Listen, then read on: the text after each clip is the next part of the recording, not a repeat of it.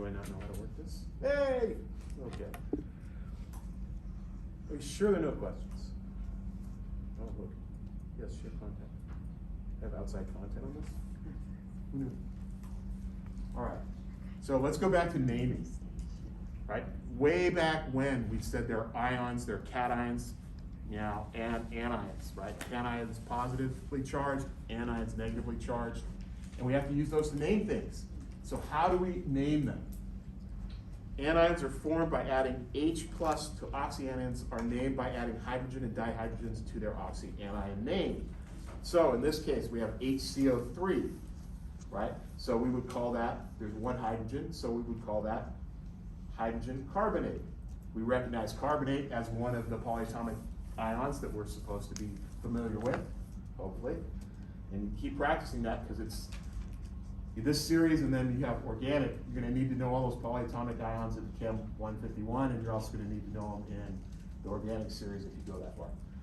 H2PO4, there are two hydrogens here, so we add the prefix di, dihydrogen phosphate, right? PO4 being phosphate, a 3- anion. In the older naming system, and this is the one like your grandparents knew and great-grandparents and even guys my age, older naming system, when adding one H plus cation, used bi as a prefix. So that's HCO3, which would be bicarbonate, right? So if you see sodium bicarbonate, you think baking soda. But why bicarbonate? It's not two carbonates, but that's the old way of saying the name by using the bi prefix, just to substitute for hydrogen. So it's a little confusing, but you can't go wrong using the upper one, but there's still some archaic use of bisulfate. Excuse me while I get back to shutting out the outside world, which is always a good idea. All right, so you need to know the anions in the following table. The most common 8 ions are listed. So hydride ion, H minus, fluoride ion, F minus, which means what? It means each one of these has one more electron than proton, right? Always going to take an electron from something else, causing whatever it binds to be, whatever metal it binds to lose an electron. So we have hydrogen, fluorine, chlorine, bromine, and we just changing the name of the element to IDE, right? Cyanide is a polyatomic, CN, OH, hydroxide. Acetate can be written either way, so don't get confused. I usually write it this way, but this is also a preferred method. And then the chlorate ions, chlorate, perchlorate, nitrate, permanganate, and so on, right? And the more you say them, right, it's one of those things where if you take those flashcards and you just do them, you know, once a day, a couple minutes, next thing you know, you have them forever for the rest of your life, and you can get up here and start saying the same things I do. That would be, look, this one just randomly shows up, okay? Ionic compound names. Being an arsenate. Put the cation and anion names together. The cation always comes first, right? Meow comes first. And in formulas, put parentheses around polyatomic ions. So in order to isolate them to show that they're a group as an ion, we put parentheses around them. Name the following ionic compounds or give the correct formula based on the name. So the first one is, what is Mg besides a British car? Magnesium. Magnesium, okay? So we say the name of the metal first, magnesium, and then what's this? Phosphate. No. Phosphor. Phosphite. The 4 is the 8, the 3 is the ike. Oh. Okay? So magnesium phosphide. Yay! Oh, and I spelled it wrong too. Look at that. Woo! See? See what happens when I get fancy? Okay.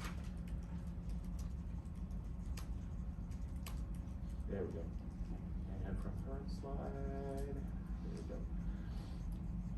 Oh, the next one, in case you didn't read that. So we have the aluminum metal with the oxide ion. And again, remember we have to balance charge. Aluminum's a 3+ metal in this class. So 3 aluminum, a +3 aluminum twice, would be a +6. Oxygen, 2 minus, 3 times, -6, so they charge balance, so you don't have to say anything about that, it's just aluminum oxide. Next, we have sodium, and then we have O2 in parentheses, and whenever we see O2 in parentheses, you need to think peroxide. So that's O2, 2 minus, as opposed to O2, 4 minus, right? And so that's gonna be sodium peroxide. Then the last one is a transition metal. Transition metals always get a Roman numeral.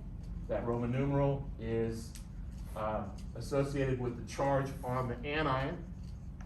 Acetate is a -1 charge, so this is copper 1 acetate. Oh, ammonium dihydrogen arsenate. Now, an arsenate is not one of the ones that's on the list, but it's one of the ones I like to put on the test, because I'm an asshole. No, not really, it's because my boss used to do that, and I just started doing it because he did it, and that's the wrong reason to do that. So you probably won't see arsenate. 50-50.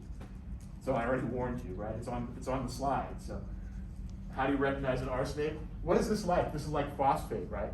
PO4 minus, arsenate. And it's one of the ones that, it's kind of a funky thing. So, diammonium, ammonium dihydrogen, right? We're using that dihydrogen prefix for this one.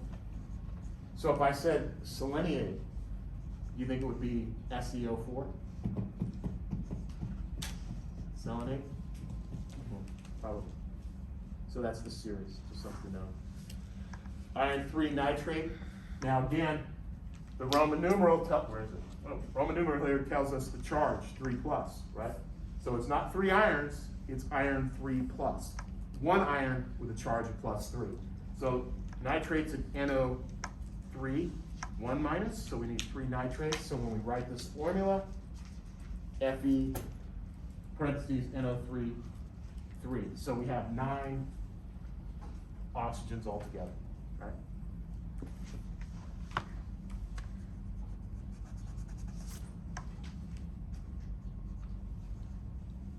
Lastly, we have manganese oxide. And then because manganese is a transition metal, we need to specify the charge. Here, O2, no parentheses, so it's not peroxide, it's just oxide.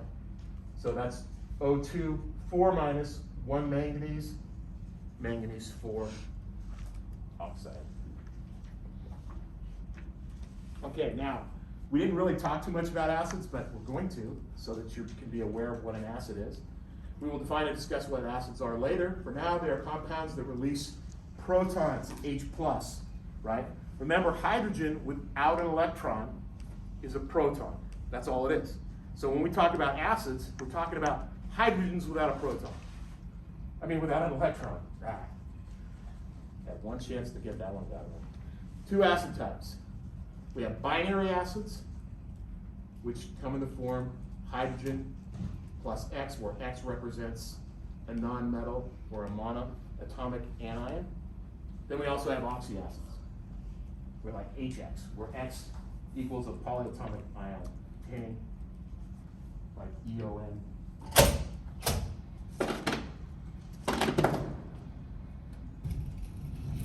Hold on a second while I get some airflow in this place. This doesn't even.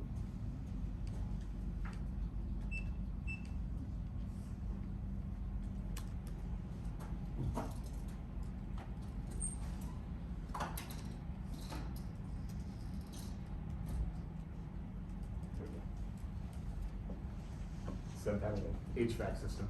You got doors. Okay. So binary acids, 2 things, 2 components: a non-metal and a proton, right? And then oxyacids have a proton and an ion with oxygen. So we can obviously recognize an oxyacid because it has an oxygen in it. And if it's not an oxyacid, it's a binary acid for this class. So naming binary acids, we have a nice color. Well, hydro plus the base name adding ic, acid. So example, HBr, hydrobromic acid. Straightforward, right?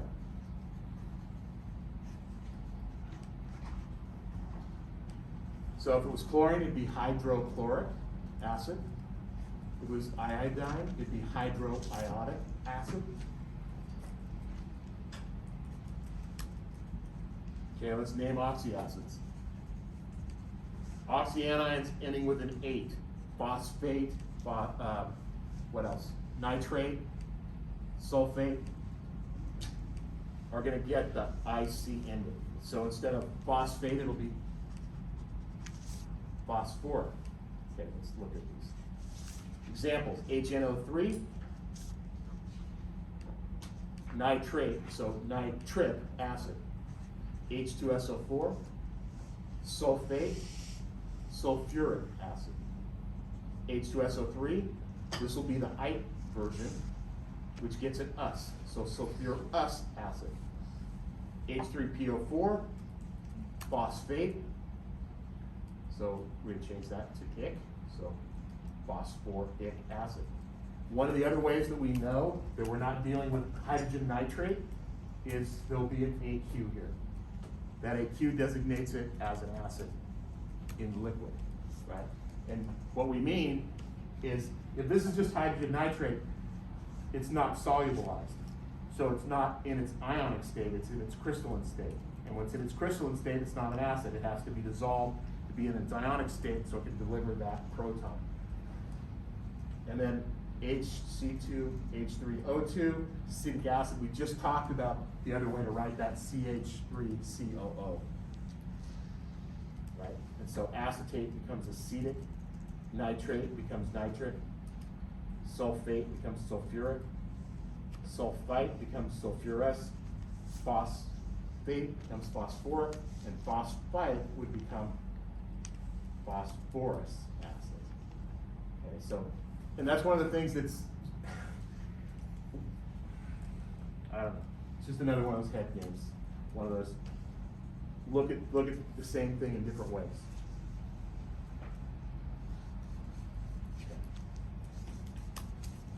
So, we've got compounds, we're putting them together, we figured out what acids and acids were, that there are two types of acids.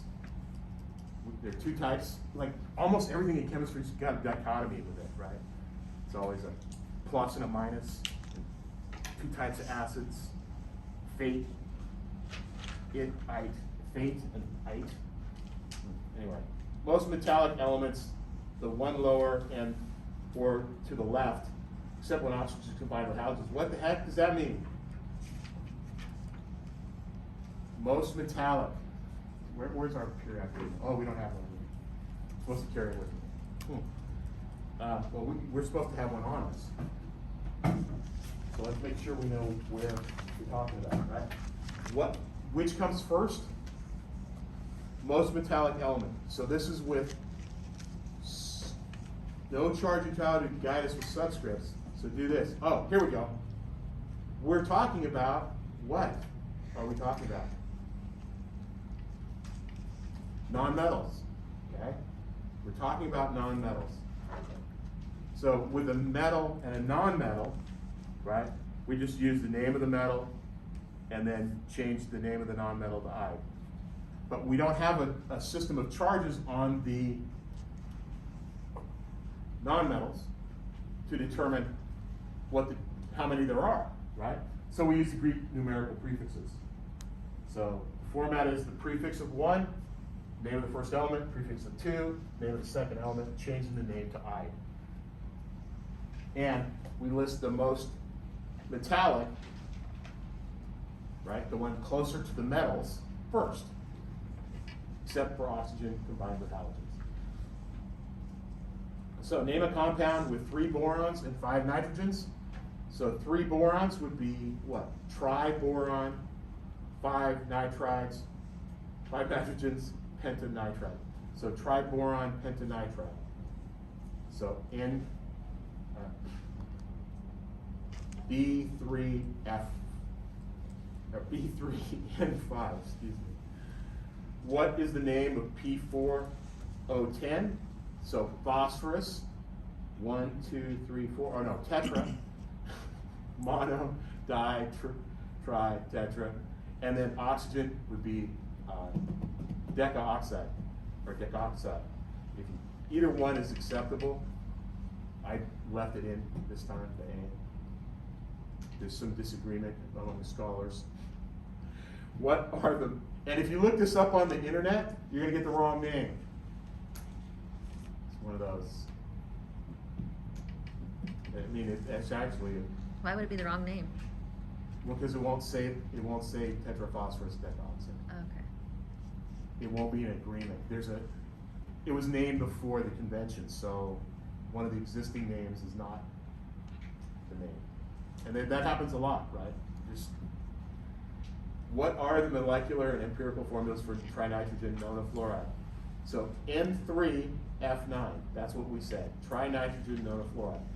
What's an empirical formula and a molecular formula? Well, let's look and see if we can tell what the difference is. So NF3 is an empirical formula. And what's the difference between the two?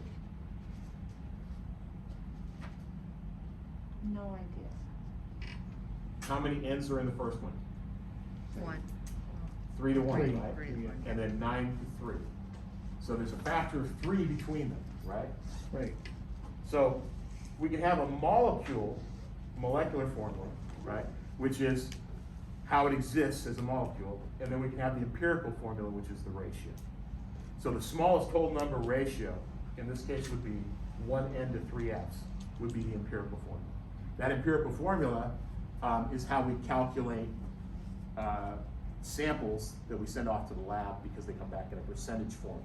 We actually have to use a different method of characterizing molecular formulas, which is basically called the mass spectrometer.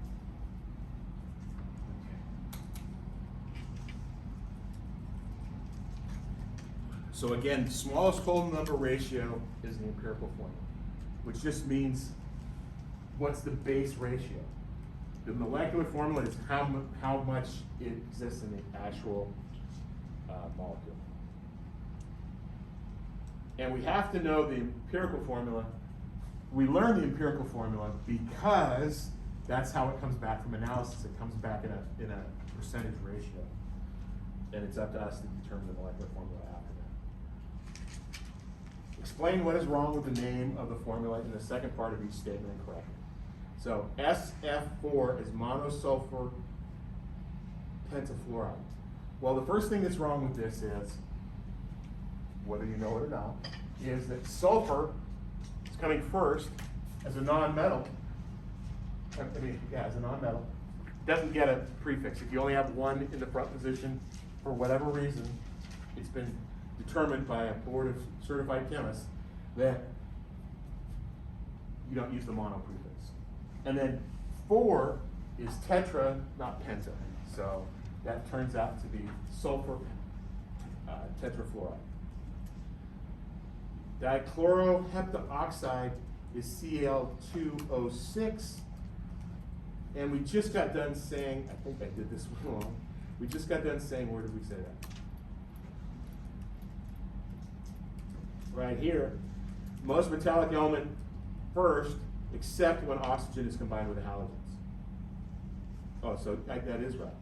Okay. Dichlorine heptoxide, Cl2O6. Well, hepta is 7. So, not much of a problem there. But it's just one way of thinking about it in reverse, right? This is not my favorite way of asking questions. But it is effective to look at it in a different way. N2O3, so dinitrogen, 1, 2, 3 trioxide. See, they screwed up the name here. So the whole name of the first element. Okay. Any question on that? Okay, so let's get into the last part of what we need to know before the exam. So we're going to be tested on the first 3 chapters only, okay? Just as we were going to before. It's just 3 weeks down the road instead of being a week behind us, or however we look at it. Formula masses and the mole concept. So So how do we measure and keep track of amounts of substances in chemical reactions? We need a consistent way. We need to link the mass and the actual number of molecules involved in a chemical reaction. So masses of compounds are equivalent to number of molecules. There's a ratio there, right? Definition: the formula mass of any formula, A subscript alpha, B subscript E, C subscript C, D subscript E, is the sum of the atomic masses in A and U's. And we determine the atomic mass is the lower number, right, on the chemical periodic table with the number of protons and the number of neutrons, right, added together. So we just do that by adding the number of them, adding the sum, let's see, multiplying A times B plus the sum of B times B, et cetera, et cetera. So what is the formula mass of butane, C4H9? Don't expect you to know that, that's why I gave you both. And so in order to do that, we're gonna take 4 times the atomic mass of carbon, 12.011 AMU, plus 9 times 1.008 AMU, which is the atomic mass of hydrogen. You add those two together, we get 57.12. Note, the formula mass is the molecular mass when a compound is a molecular compound. What is the formula mass of NH4,2SO4? Eventually we'll recognize NH4 as ammonium, as a +1 charge, and then SO4 as sulfate, the 2- charge. So ammonium sulfate, what is the formula mass? So we have to go through and calculate the number of N, occurrences of N, the number of occurrences, 4 occurrences of hydrogen, twice, which will be 8, 1 S and 4 oxygens. So N 2 times 14.01, hydrogen 2 times 4.1008, sulfur 1 times 1.3206, and oxygen 1 times 4 times 16, or 64, for a grand total of 132.144, which then, using significant figures, is condensed to 132.14. So when we do this, the purpose is to find out the mass of one molecule of the substance, the formula mass of one molecule, as opposed to a gram amount. And so this is pretty straightforward. We count up the number of times the element occurs, we multiply it times the mass, and then we add the masses together.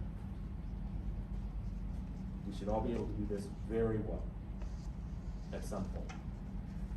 But we don't weigh out single molecules, right? Oh, if only we could. We could build things at such a small level. And we're getting better at it. The mole concept, facts. Chemicals, reactions all involve simple integer ratios. Again, the beauty of chemistry is that atoms go together in whole portions. You don't just use half of an element to make something. You use the entire atom to make it. And you put atoms together. And you put whole atoms together. And even when things come apart, they spit out whole parts of atoms. So that's pretty cool. Relative masses of atoms differ, so the same number of atoms doesn't equal the same mass. This is the point, right? 5 nickel atoms don't weigh the same as 5 oxygen atoms. Why? Because they have a different number of protons and neutrons. So you can't add the same number. But, well, here we go. The mass of 5 lead atoms equals 5 times 207.2 AMU, or 1,036 AMU, and the mass of 5 lithium atoms is 5 times 6.941 AMU, or 34.7 AMU. It doesn't mean you can't put 5 and 5 together, but it means you can't just use the same weights. So we need to relate numbers of atoms to weighable masses in a consistent, easy way.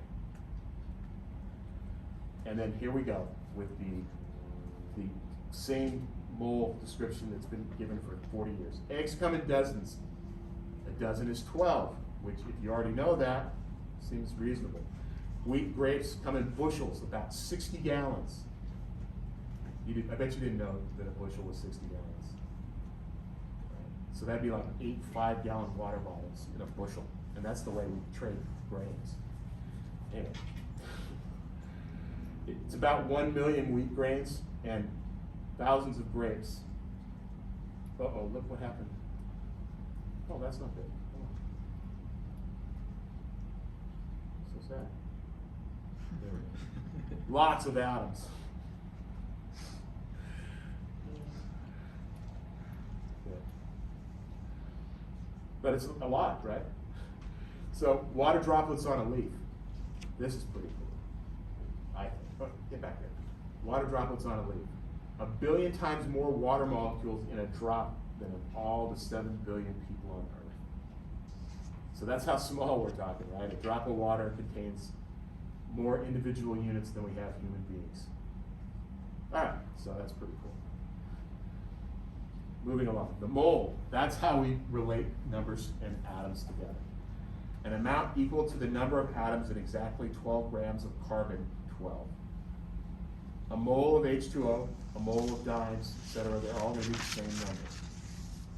One CH12, C6H12O6 molecule is 6 C atoms, 12 H atoms, 6 O atoms. 1 mole of C6H12O6 is 6 moles of C atoms, 12 moles of H atoms, and 6 moles of O.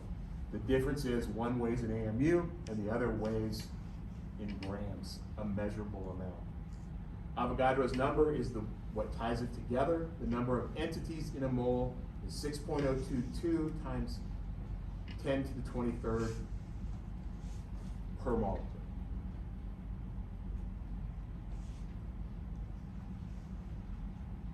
We want to make sure we get that concept. 1 molecule is an AMU, 12 grams of carbon is a mole of carbon.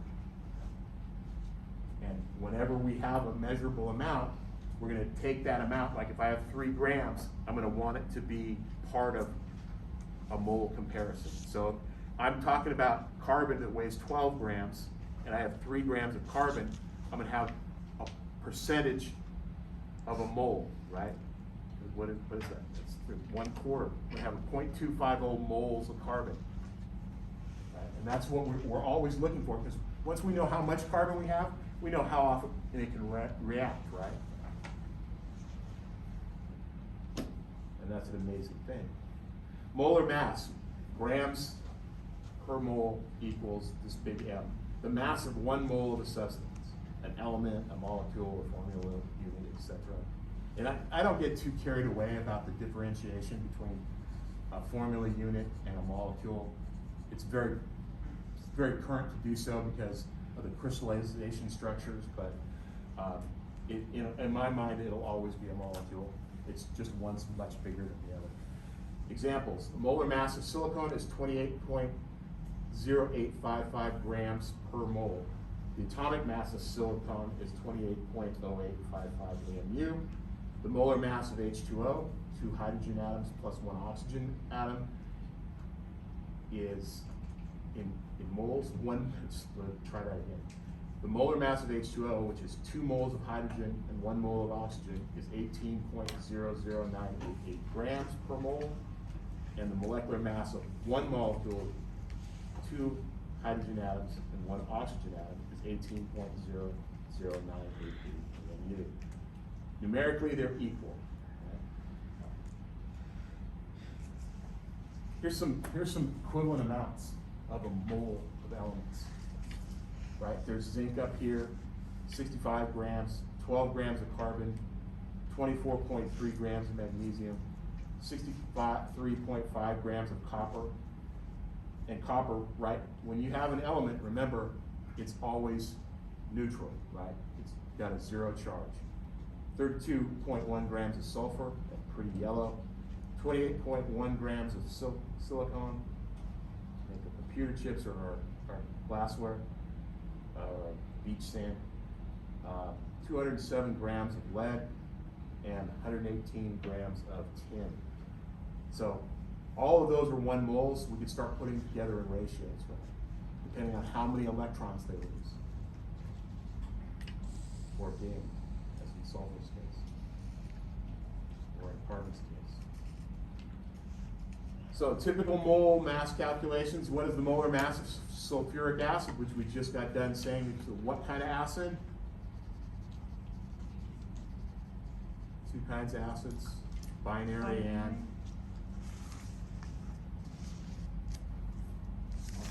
hey, thank you. What is the mass? Oh, I didn't do it. All right. So 2 times 1.008 grams per mole of hydrogen. Where are my elements? I left them out. 1 times 32.07 grams of sulfur plus 4 times 16 grams of oxygen per mole. It's horrible that I left that out. But H2SO4 equals 98.09 grams per mole of H2SO4.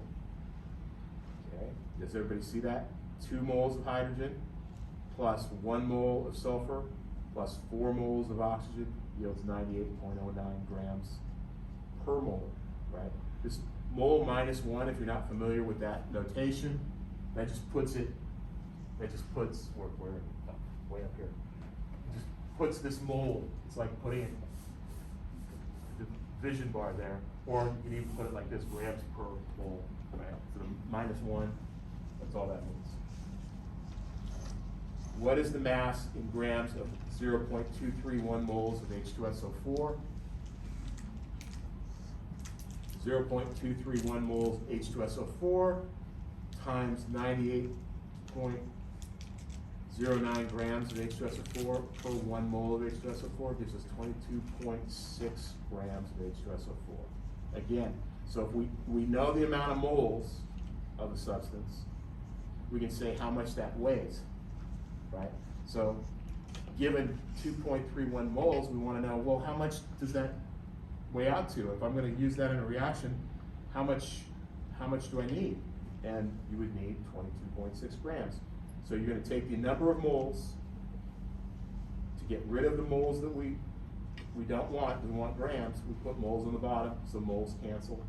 We get 98.09 grams for the molar mass that we calculated up here, and we multiply those 2 together, and that gives us 22.6 grams. And then to be sure, right, that our number makes sense, we look at the number of grams per mole, and we see that we have less than 1 mole, and it turns out we make less than 1 mole in grams. So that works out, right? We have a portion, right? And it's about 20%, so perfect. What is the mass of 1 molecule? So now we're not going to be in grams, right? Or are we? We started in grams, so we have 98.09 grams of H2SO4 per 1 mole of H2SO4. We want to get out of moles, so moles go on top, right? Now moles cancel, and we're left with 6.022 times 10 to the 23rd molecules, which is Avogadro's number. So we're going from moles to molecules, and then we go from grams to molecules, right? So grams are still here, molecules are still here, moles cancel, so we're left with 1.629 times 10 to the minus 22 grams H2SO4. Does that make sense? Well, yeah, because it can't be a gram, because we're dividing by 23, 10 to the 23rd, so you have to have a very, very small number. Now, how many molecules are in 2.55 grams of H2SO4? So now we're going to go from grams to moles and moles to molecules, right? You can't go from grams to molecules directly, unless you have it memorized. So if we take 2.55 grams, we're going to convert that to moles. You do that by putting the molar mass on the bottom to cancel out, multiplying by 1 mole. Then, in order to cancel out the number of moles, moles go on the bottom. Now moles cancel. And we put Avogadro's number on top, because that's the ratio between moles and the number of molecules. So we have a ratio between grams and moles, which we use to convert from grams to moles. Then we have a ratio to convert moles to molecules, right? right? And we do the math and we get 1.566 times 10 to the 22nd molecules of H2SO4.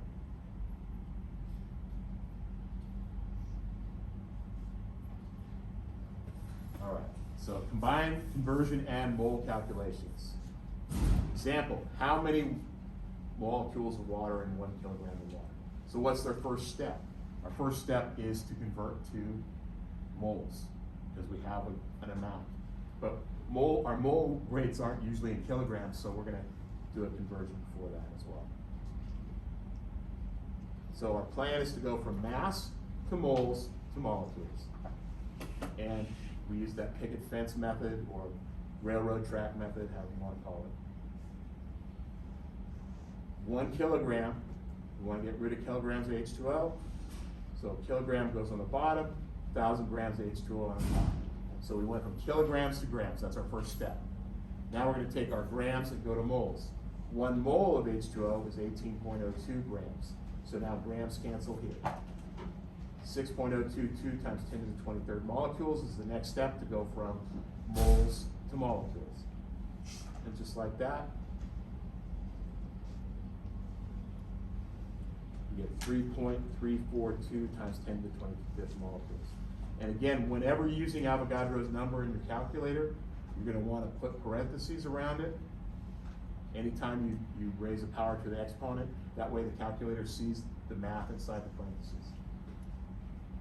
So if you're having trouble getting those numbers, make sure you use parentheses. Make sure you know how to input exponents on your calculator as well.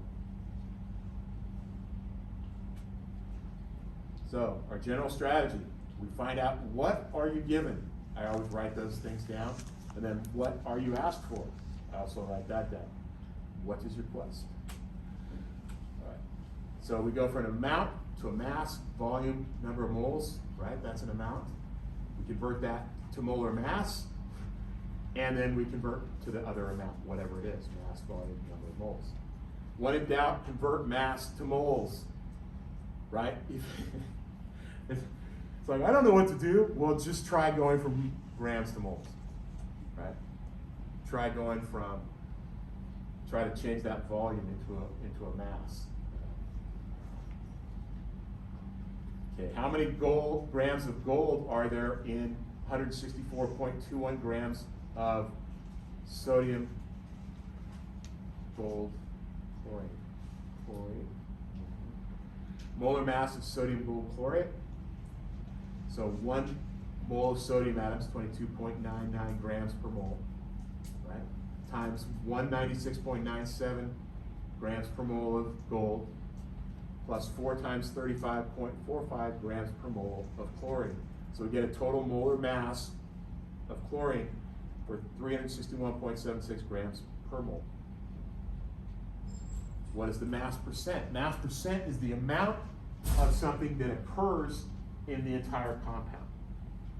So we get that by taking the gram amount of gold in the compound, which is 196.97, because there's 1 mole of gold in sodium gold chlorate, and the total mass for a molar mass is 361.76. So of the 361.76 grams, 196.97 grams is gold.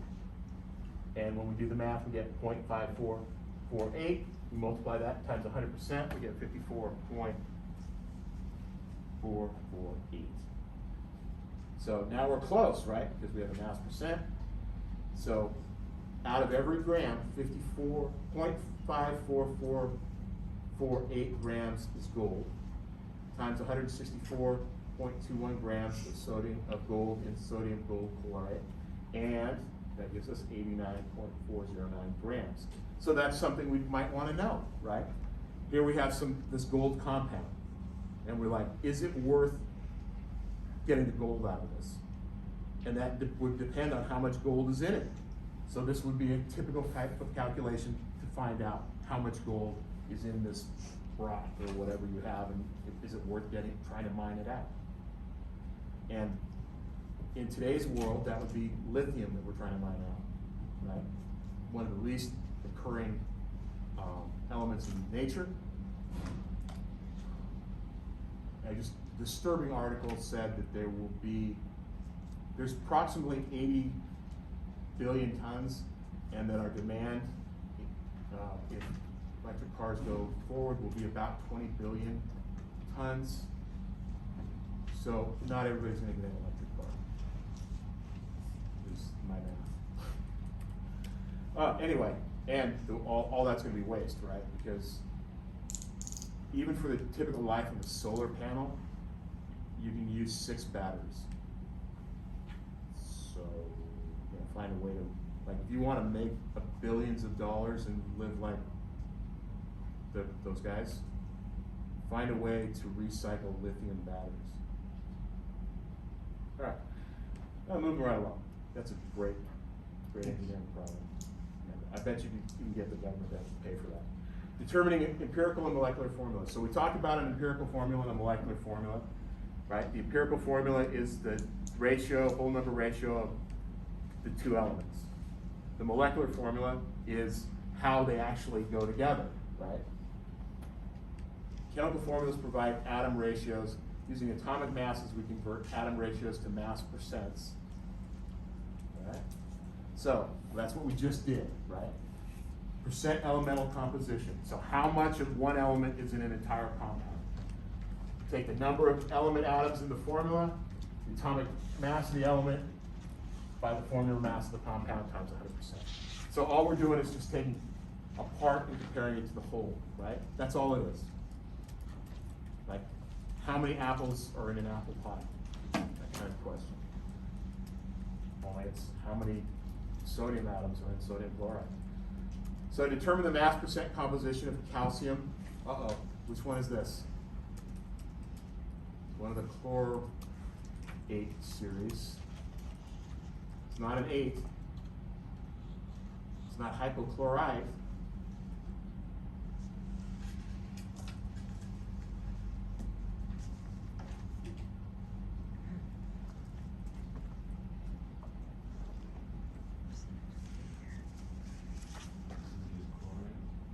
There we go. Thank you, Dave. The formula weight of calcium chloride is 40.078 grams. Where are my AMUs? Plus 70.906 AMU plus 60. If you turn this in, you're not getting full credit. I'm telling you right now. 63.96996 AMU, and so a grand total of 174.980 AMU. I'm not even sure I believe that. Okay, 2 oxygen, 4 oxygen, 16. Oh, that's what that is. Okay, I believe it. All right. Oh, here it is. Here's the proof. Calcium times 40.078 AMU equals 4. Why is it? AMU Ca Cl times 35.453 AMU is 70.906 AMU, and 4 oxygens times 15.999 AMU equals 63.996 AMU, and that gives us, right, our portions of each element in the total of 174.980, and 40 divided by 174.980 times 100% is 22.904%.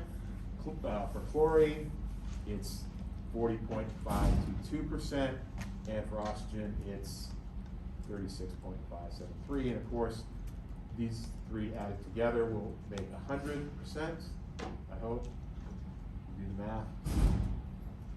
Any question on what we're doing there? Right, so for any element, we can find out the percent of any element in the compound. So if we have a compound, and we want to find the percentage, we just add up all the elements, get the mass of all the elements added together, and then whatever element we're looking at, specifically, if we want the percentage, we divide by the total mass and multiply times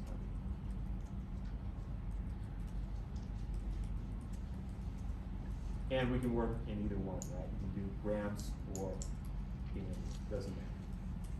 The ratio is going to stay the same.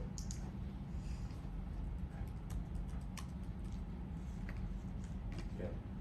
So why do we care about empirical formulas? It's because that's how we analyze compounds.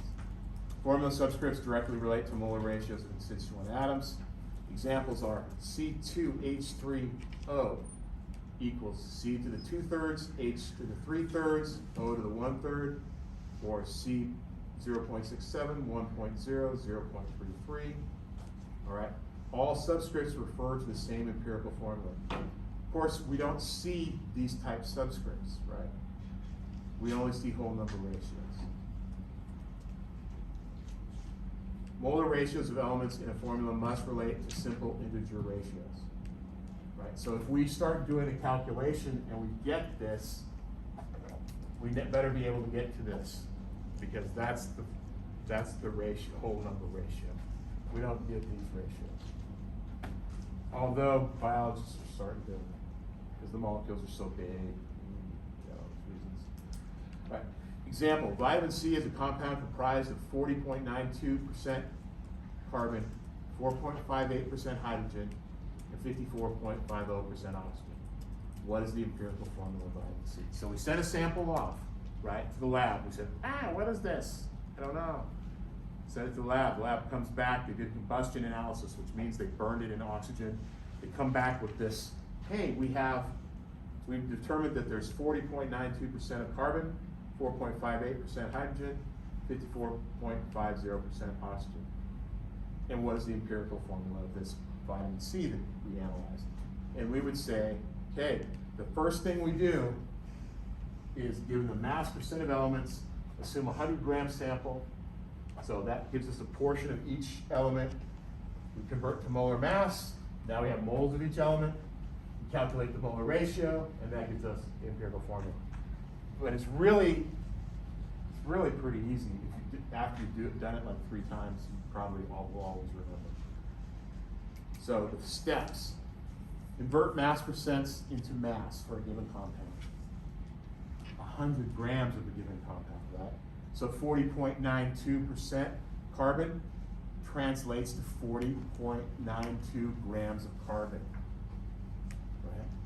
And you do the same for each one. So 40.92 grams of carbon, 4.58 grams of hydrogen, 54.50% oxygen, right? So that's the way we're gonna go. Now we're gonna convert the mass to moles. For example, 40.92 grams of carbon. How do we go from grams to moles? We use the molar mass of carbon, which is on the periodic table at the bottom. It's 12.01 grams. That gives us 3.407 moles of carbon. We're going to do the same thing for hydrogen. Given 4.58 grams of hydrogen, we're going to divide by the molar mass of hydrogen, 1.008 grams of hydrogen, which comes from the bottom of the periodic table under the symbol hydrogen, 4.554 moles of hydrogen. Then we're going to do the same thing for oxygen. 54.50 grams of oxygen, divided by 1 mole of oxygen, which weighs 16.00 grams, so we get 3.406 moles of oxygen. So we've taken the percentages of the element, converted them to grams of the element, converted the grams to moles of the element, and now we're going to compare those moles. Oxygen is the smallest number, so we divide it by itself. 3.406 divided by 3.406 is 1. Then we go to carbon and divide it by the amount of oxygen. 3.406 equals 1.003, which is very, very, very, very close to 1. And then hydrogen divided by 3.406 equals 1.33. So we get a tentative formula of C1H1.33O1.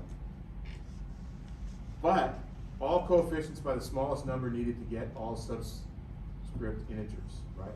So 1.33, 3 times that, gives us the correct molar ratio of C3H4O3. Okay, and that's going to be our smallest whole number ratio, right? We couldn't stop here, although if we were doing the problem and you got to here, right, that's like 10 out of 12 points, in my opinion. But it's also important to realize that you need whole number ratios and how to get that number so that you know. And you don't just multiply it times one part of the number. You have to do it to each element in the compound. Why are you timing it by 3? Because that gives this 4, because it makes it a whole number. Right, so this 3 comes from trying to make this a whole number. Gotcha. And that's 3.99, and which rounds to 4. So you'll see the traditional ones are 1.33, which you multiply times 3, 0.250, which you multiply times 4, 0.50, which you multiply times 2. Those is usually as difficult as we get in here. Although I'm just going to show you one that's a little more difficult. The molecular mass of vitamin C is found to be 176.04 grams per mole. What is the molecular formula? So remember, this that we just found, C3H4O3, is the empirical formula, the smallest whole number ratio. What we're looking for is the total number of atoms in the molecule. So we're given a mass of 176.04 grams per mole. What do? Well, we convert the empirical formula into a molecular formula if the molecular mass is known. So the empirical formula times another whole number, right, will give us the total number of n, which would be a whole number integer. So in this case, we were given 176, right? And our empirical formula is only 88.06. So we're going to take the molecular mass of 176.04 grams per mole and divide that by 88.06 grams per mole. And that's going to give us a whole number ratio of 2. Right? Because that's the mass that the molecular formula is that we know. We found that from mass spec or something. And then when we got our sample back from the lab, it analyzed at 88.06 grams per mole and it gave us 2. Multiply all empirical formula subscripts by the obtained integral factor to get the subscripts for the molecular formula. And so our empirical formula was C3H4O3. We multiply that times 2 all the way through. We get C6H8O6. Okay, I'm not going too fast. And here's the actual structure. So here's 1, 2, 3, 4, 5, 6. So we call that the carbon backbone. And then here are our hydroxides. 1, 2, 3 hydroxides, and then how many oxygens do we need? 6. There's 4, 5, 6. Okay? And then hydrogens, we have 8. 1, 2, 3, 4, 5, 6, 7, 8. This little ring here. Anyway, vitamin C, very timely. Had lots of that. All right, some key points. Always convert percents to mass to moles. Percent to mass to moles. Dividing by the smallest whole number quantity should always give you simple fraction in decimal form. 1.50, 2.33, 5.667, 2.25. If it doesn't, check your math. Good idea. This one, we're not going to go into this part, but it's true. I just don't want to take our time doing it. It's too advanced for this class. The molecular mass divided by empirical mass ratio should usually be a smaller, not too advanced for you guys, too advanced for me in this class. All right. So what else can we do? Combustion analysis. We said that's how we create empirical formulas. Where does the mass percent data come from? And so what happens is we pump O2 through a sample furnace, heat up our sample, absorb the H2O off. That gives us our H2 combustion. Then we do CO2 and we absorb that, and with some sodium hydroxide, and that gives us the total. So combustion examples include, like if we were putting methane through here in the presence of oxygen, we collect CO2 and water. Okay, the carbon in the CO2 comes from the methane. The hydrogen in the H2O comes from the methane. So all we have to do to analyze that is get those two masses and find out the molar percent or the percentage data to give us how much carbon and how much hydrogen are in the sample. And then we can do that for an ethanol, for example, with 7 oxygens, 4.4 CO2s, 6 waters. And again, for most organic compounds, this is also the case. Don't worry about that. I'm not going to ask you that. So if we want to know how much CO2 and H2O we get, we can relate it to the mass percentages of carbon and hydrogen in the original sample. Now we haven't done a bunch of problems today. We're going to do a bunch of problems on Thursday. I just want to introduce these concepts and make sure we get them, so that when we're doing the work, we can see what's going on. So if we know how much CO2 and H2O we get, we can relate it to the mass percentages of carbon and hydrogen in the original sample. So grams of carbon, grams of CO2, excuse me, goes to moles of CO2, compare the number of moles of C, you get grams of C and then percent carbon. So when we do the hydrogen, don't forget that it's a combination of two. Grams of hydrogen, grams of water to moles of water to 2 moles of hydrogen to grams of hydrogen. Mass percent of other elements and compounds can also be obtained by the combustion analysis or other procedures, and so we often do that as well. Here's an example. A 2.50 gram sample of a compound containing only carbon and hydrogen, whose molecular weight is 16 grams per mole, is burned to yield 0.686 grams of carbon dioxide and 0.561 grams of water. What is the molecular formula? And you're like, oh my God, are you kidding me? All we got is carbon dioxide and water. But we only have carbon and hydrogen, and we can get that from those, right? So we calculate the mass percent composition the way we did before. We're going to take 0.686 grams of carbon dioxide, convert that to molar mass of carbon dioxide, right, which means converting the grams of carbon dioxide to moles of carbon dioxide. And then we're going to use our molar ratio, 1 carbon per 1 mole of carbon dioxide. And that's 12 grams of carbon. So really what we're saying is we have 6.686 grams of carbon divided by the molar mass of carbon times the mole mass of carbon, which is, right, a ratio in and of itself. And then we're going to divide that by 0.250 grams and times 100%. Right? Okay. We're going to do the same thing for hydrogen, right? 0.686 out of 0.205 grams. So we're out of grams completely, we're at a percentage, and we do the same thing for hydrogen, only instead of doing 1-to-1 molar ratio, we have a 2-to-1 molar ratio, and we get that where? From the empirical formula, from the molecular formula, I should say, excuse me. There's 2 moles of hydrogen atoms and 1 mole of water. So we can use these ratios whenever we want to, right? Okay. So let's go through the thing one more time. 0.561 grams of water. We convert grams of water to moles of water. So we do that by multiplying by the ratio 1 mole is 18.02 grams of water. Now we want to get from moles of water to moles of hydrogen, so we divide by moles of water and multiply by moles of hydrogen, and there are 2 moles of hydrogen per 1 mole of water. Then we're going to convert moles of H into grams of H, and we always do that with a 1-to-1 ratio, 1.08 grams of hydrogen per 1 mole of hydrogen, and then times the percentage, which would be 0.561 out of 0.250 grams times 100% gives us 25.1%. So our molecular composition is, 3-to-1 carbon hydrogen. So what are we going to do with that information? We're going to take our percentage that we just calculated, 74.9. We're going to convert that to what just happened here? Jim. It's a bad typing, excuse me.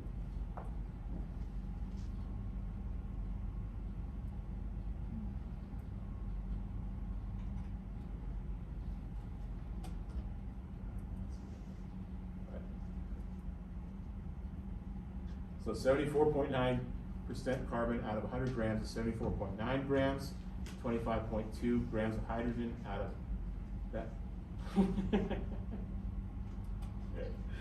Really? That one too? Yeah, that one too. Apparently I just did the math. I just made up my own math. Bear with me. You're not gonna sick.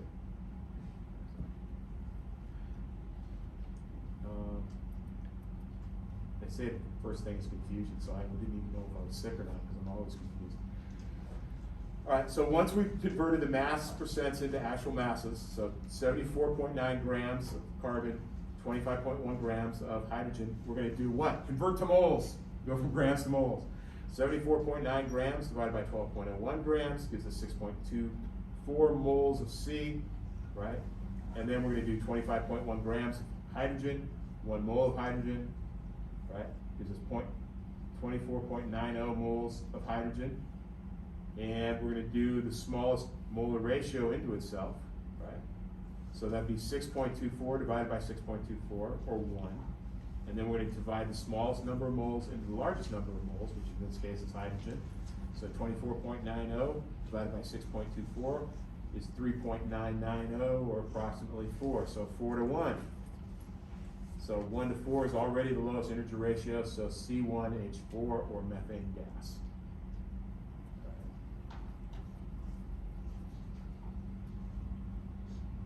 Now we need to know, is that the actual empirical formula and molecular formula, or is it just the empirical formula? So 16.0 grams per mole is 1, so there you go. The actual molecular formula is the empirical formula for methane. A more complicated case? Ooh. All right, let's just take a second here. Is it hot in here, or is it? It's hot. It's hot. I burned up all the oxygen, sorry. All right, one more. So what do you think we're gonna do? Like, what are our steps? We're gonna go from percent to grams, grams to moles, molar ratios to empirical formula. And then we're gonna compare the empirical formula to the molecular formula. So here we go. A 0.2179 gram sample composed of 3 elements, carbon, hydrogen, and oxygen, was burned in oxygen or combusted to give 0.4791 grams of carbon dioxide and 0.0872 grams of water. But there are 3 components. Where's the oxygen? Where would the oxygen be? We know where the carbon and the hydrogen are, right? They're in the carbon dioxide and the water. Oh, I know. It's what's left over. So whatever isn't carbon or hydrogen is oxygen, right? Okay. I will pretend like it didn't. Okay. So here we go. 0.4791 grams of carbon dioxide, right? We're going to try to find the amount of carbon in this compound.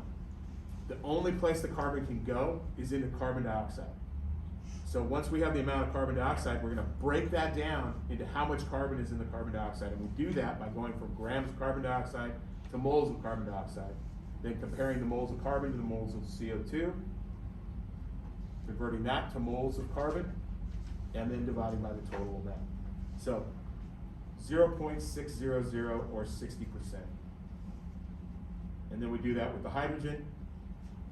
0.448, we do the same thing. We take our 8.72 grams of hydrogen, divide it by the molar mass of hydrogen to get the moles of hydrogen, then moles of water, then 2 moles of hydrogen to 1 mole of water, and then grams of hydrogen per mole of hydrogen divided by the total weight gives us 0.0488, and that's 4.48%. So we're gonna have 60 grams of carbon, 4 grams of hydrogen, and the rest of our sample is oxygen. So the remaining mass must be oxygen. 100% minus 64.48% gives us 35.52%, which we're going to change to grams of oxygen. So the empirical formula, convert mass to grams. So we do that, 60, 35.52, 4.48. Now we're going to convert masses to moles. So 60 grams of carbon divided by 12. You see why it's so important to know how to get to moles? It's like moles are the gateway to comparing elements in compounds and how they go together in their whole number ratios. So if we can do that, we can pretty much break down anything given the formula. Which is, like if all of a sudden all chemical knowledge disappeared except for the periodic table, and you went around and found things, and you had their formulas, you could break them down, and then you could try to put them together in whole number ratios. You'd start trying to make the world over with the building blocks. And one wonders if that hasn't already been done before. Convert masses to moles. So 60 divided by 12 is 4.496. 35 divided by 16, 2.2. 4.48 divided by 1.008 for hydrogen gives us 4.44 moles of hydrogen. So we have our molar ratios. What's the smallest? Oxygen. So we divide by oxygen now. 2.20. Can I do that on there? Yes. Gives us 1. Divide that into the smaller molar ratio, 2.20 into 4.996 for carbon, gives us 2.25 carbons and about 2 hydrogens. But 2.25 is not a whole number, right? So the empirical formula is carbons 2.25, hydrogen 2, oxygen 2, multiply subscripts by 1, divide by a quarter, so that would be 4, right? This is the inverse, right? The decimal inverse, you divide by that was just like number 3 on that slide. So you get 4, and you can see that, 2.25 4 times. So our empirical formula, see that, our empirical formula of mass is 9 times 12, what happened here, 84. That's, what happened there, that's not even 84. It ends up being the right number, but what happened? Oh, that's supposed to be this. It's okay. There we go. Whew. All right.